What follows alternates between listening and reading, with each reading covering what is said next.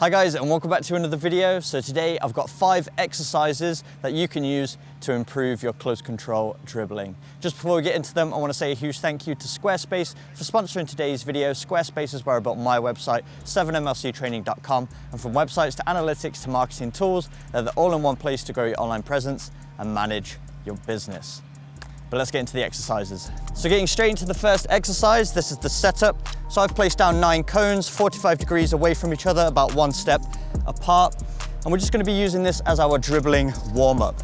So this is a way to get tons of touches, feel more connected with the ball, and also get our body in a low center of gravity position, so we're equipped for the rest of the training session. So this is what it looks like. We're gonna be taking tons of small touches, manipulating the ball around the cones, trying to keep it as close to the body as we possibly can. So we're taking small touches, the outside of the foot, inside the same foot, manipulating the ball all the way around these cones here until we've gotten all the way to the opposite side. Once you get to the opposite side, you can exchange feet and do the exact same thing with the left foot. So it's just small touches, low center of gravity, so you're feeling really connected to the football. And then when you get back to the start, you can rest for 20 to 30 seconds. And then I'd recommend repeating this one 10 times through. So 5 with the right foot and then 5 with the left.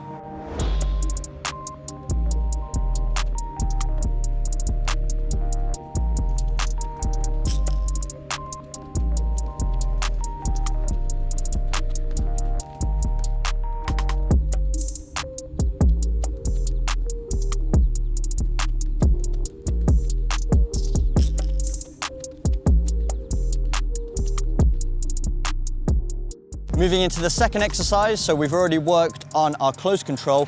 Now we're gonna take that into the second drill, but really emphasizing a change of speed. So as a dribbler, if you can change tempo, so go from slow to fast, you're gonna create those opportunities to cross, to shoot, to get by the defender.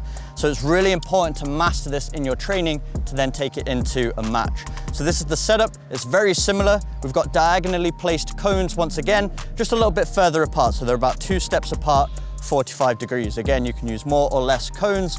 So what we're going to be doing here is starting at the beginning cone here.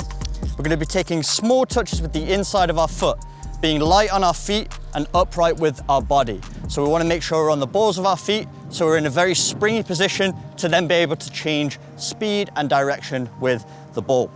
So we're going to be working through the cones here, nice and upright. Then it's a change of speed up to the next cone, and then we're going to slow it back down again. So as you can see, we're going slowly, and then it's a change of speed up to the next cone. Then once you've got to the end, you can just walk back to the start, 10 to 20 seconds rest, and I'd recommend repeating this one 10 times.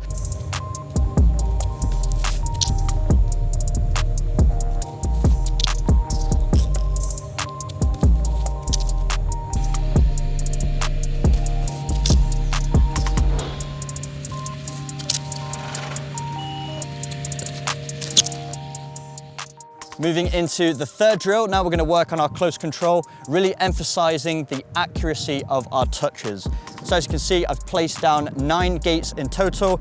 Each gate is 2 cones, 1 step apart. They're 2 steps away from each other horizontally, and then they're 4 steps away from each other vertically. So the goal with this drill is to get through all of the gates eventually, but you can't go through the same line in one repetition.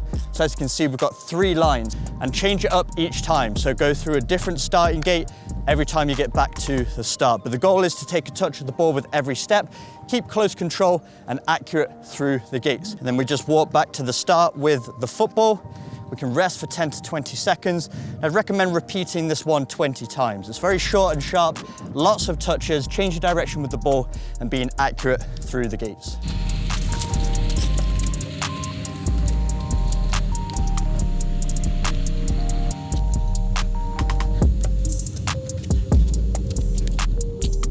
For the fourth drill, we're going to work on something called the stretch touch. So this is where you push the ball close to the defender to make them think they've got a chance of getting it, and then you stretch and change direction of the ball at the very last second. This is a great way to unbalance defenders and get past them. So we've got 4 poles. You can use cones, shoes, water bottles, and they're about 4 or 5 steps apart diagonally. So a little bit wider than what we've worked with so far.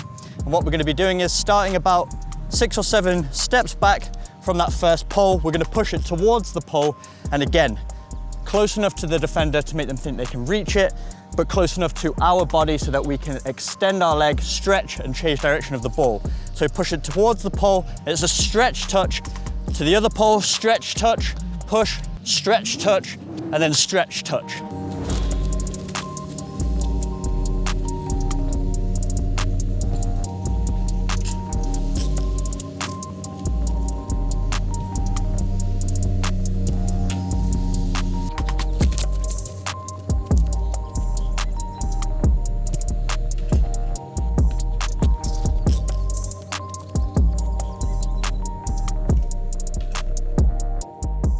For the fifth and final exercise, I've set up 3 poles. Again, you can use cones, shoes, water bottles, and all we're gonna be doing is working on creative movements to finish.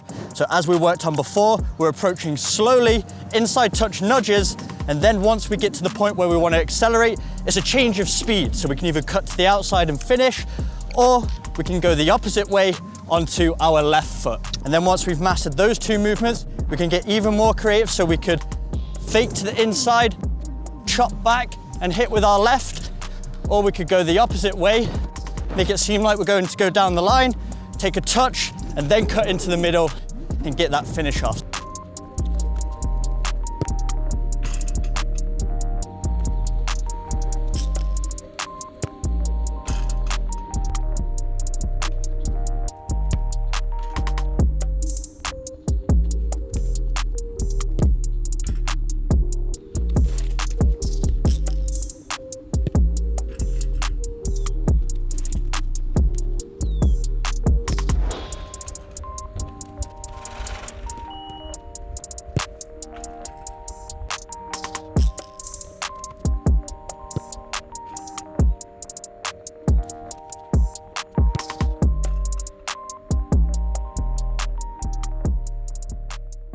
So there we have it, 5 exercises you can use to improve your close control dribbling.